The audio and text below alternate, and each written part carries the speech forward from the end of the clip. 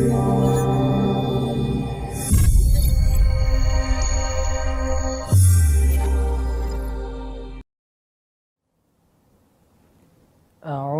باللہ من الشیطان الرجیم بسم اللہ الرحمن الرحیم الہاکم التکاثر حتی زرتم المقابر کلا سوف تعلمون ثم كلا سوف تعلمون كلا لو تعلمون علم اليقين لترون الجحيم ثم لترونها عين اليقين۔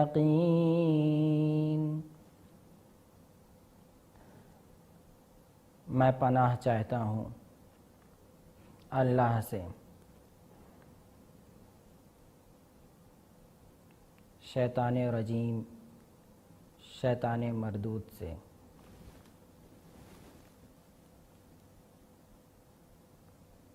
شروع کرتا ہوں اللہ کے نام سے جو نہایت مہربان اور رحم کرنے والا ہے۔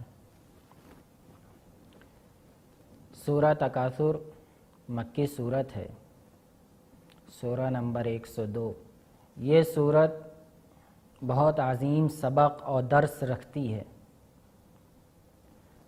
اور ان لوگوں کے لیے درس اور عبرت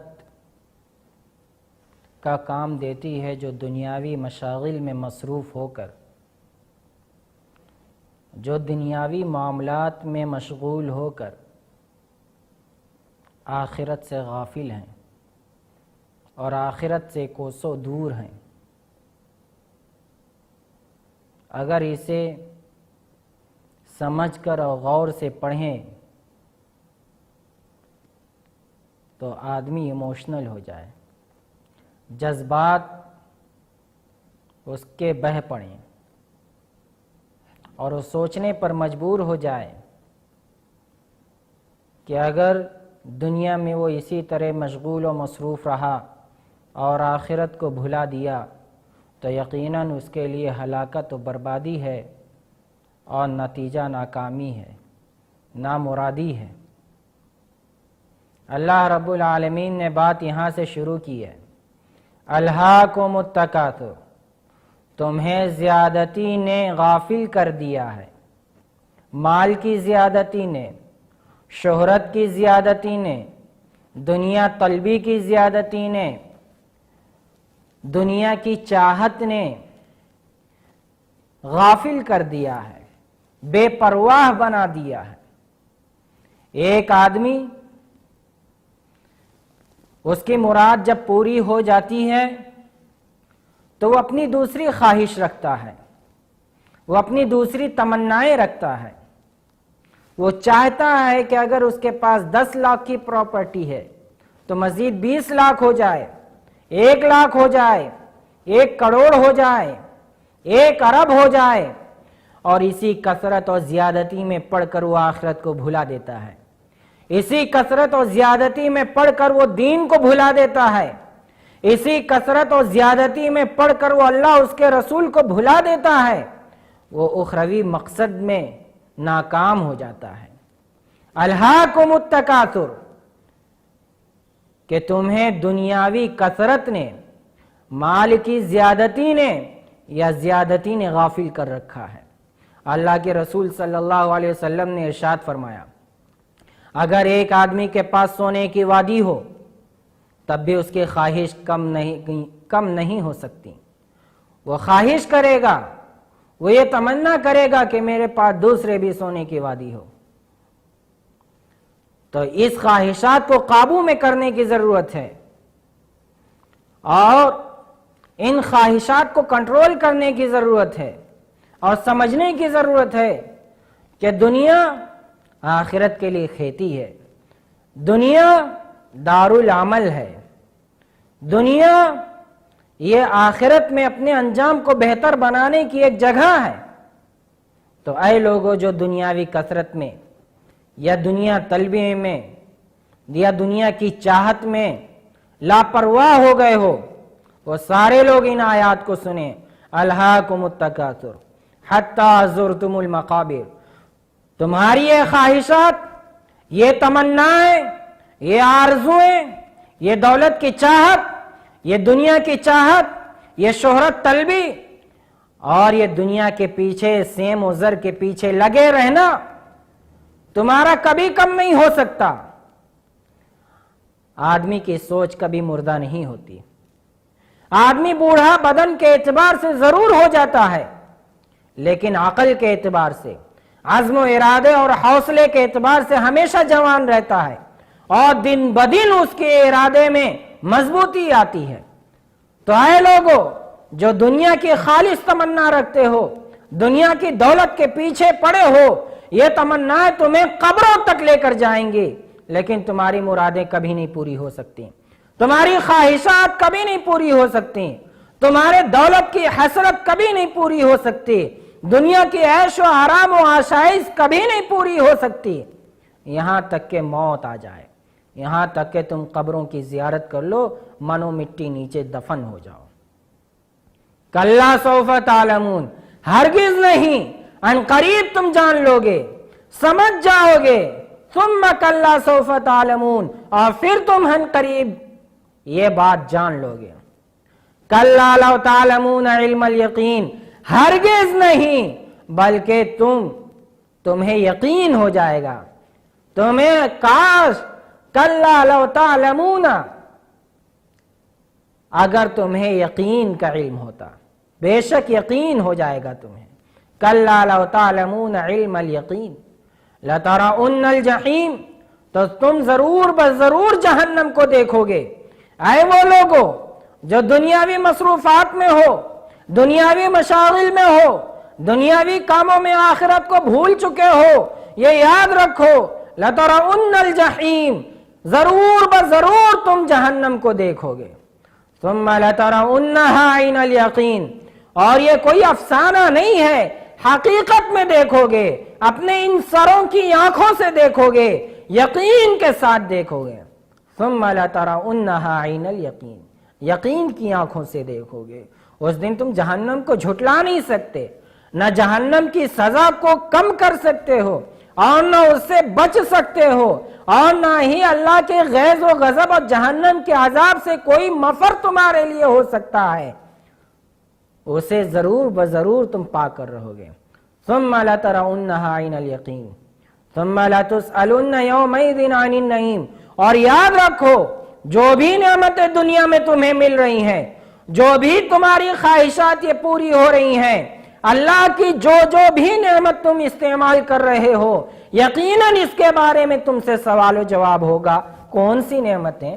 صحت مندی، تندرستی، امن و امان، یہ بدن کا تمہارے اعضاء کا صحیح و سالم ہونا، تمہاری عقل کا تندرست ہونا، اور تمہاری عقل صحیح طور پر کام کرنا، اور یہ تمہارے زبان، تمہارے دل کی دھڑکن، کانوں کا سننا، آنکھوں کا دیکھنا، یہ ساری کی ساری نعمتیں جو بھی تم یوز کر رہے ہو، جسے تم استعمال کر رہے ہو، اللہ کی جتنی بھی نعمتیں استعمال کرتے ہو، یاد رکھو ان ساری نعمتوں کے بارے میں سوال ہوگا۔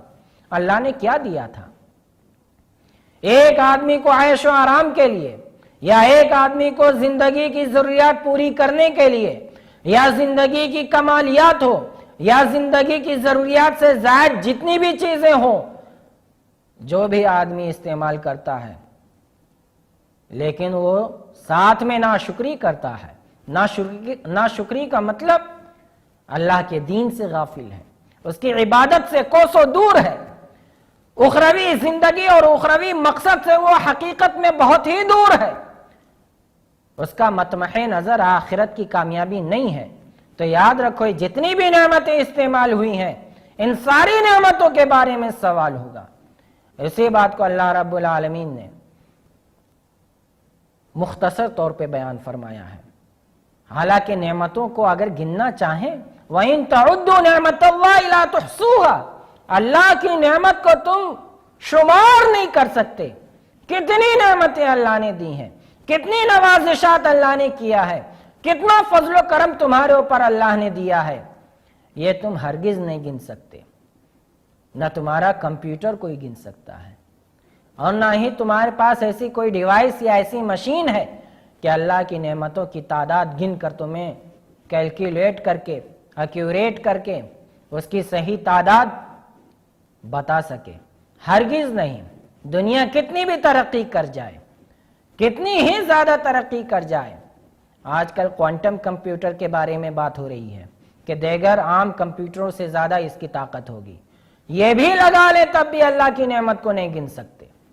अल्लाह के रसूल सल्लल्लाहु अलैहि वसल्लम ने इरशाद फरमाया, ला तज़ालु कदम इब्न आदम, इब्ने आदम के पैर हिल ही नहीं सकते हत्ता युसअल अन खमसिन, जब तक के उससे 5 सवाल ना हो जाएं।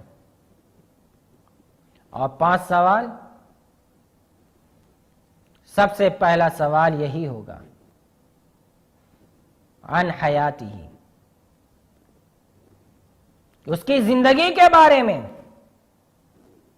जो कुछ उसने खर्च किया दुनिया में, वो अपनी जिंदगी के औकात को कहां लगाया, वान शबाबिही फीमा अबला, और अपनी नौजवानी को उसने कहां सर्फ किया, और फिर मिन ऐना इक्तसबा, और उसकी माल के बारे में, वान मालिही, और उसके माल के बारे में सवाल होगा, मिन ऐना इक्तसबहु व फीमा अनफक़हु, कि वो कहां से हासिल किया और कहां खर्च किया, उसके कमाने का रास्ता क्या था और उसके खर्च करने का रास्ता क्या था।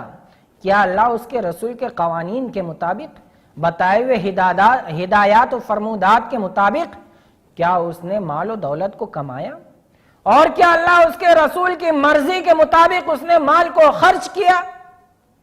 और यह भी सवाल होगा कि उसने कितना अमल किया जिस पर वो जानता था, जितना कुछ उसे मालूम था उस पर उसने कितना अमल किया। यह भी नेमत है कि अल्लाह ने आपको मालूमात की सारी फरावानी दे रखी है। मालूमात के बहुत से जराए हैं, आप पढ़ सकते हैं, देख सकते हैं, सुन सकते हैं, उलमा के दुरूस में बैठ सकते हैं, और उसके बावजूद ये सारी नेमतें मैसर हैं, सिर्फ अमल नहीं करते। तो उसका भी सवाल होगा कि सारी आशाइश, वो सारी नेमतें, जो कुछ भी इंसान को मिला है, जर्रे से लेकर पहाड़ के बराबर तक जो कुछ भी हो, ये सारी नेमतों के बारे में उससे सवाल होगा।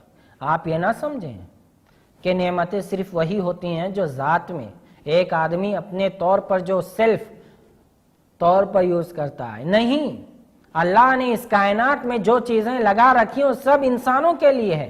हुवल्लज़ी जाल लकुम मिनस समा, के अल्लाह रब्बुल आलमीन ने जो कुछ भी पैदा किया है जमीन व आसमान में वो तुम्हारे लिए है। वल्लज़ी खलक़ लकुम मा फिस समाई वल अर्द, जो कुछ भी जमीन व आसमान में तुम्हारे लिए है।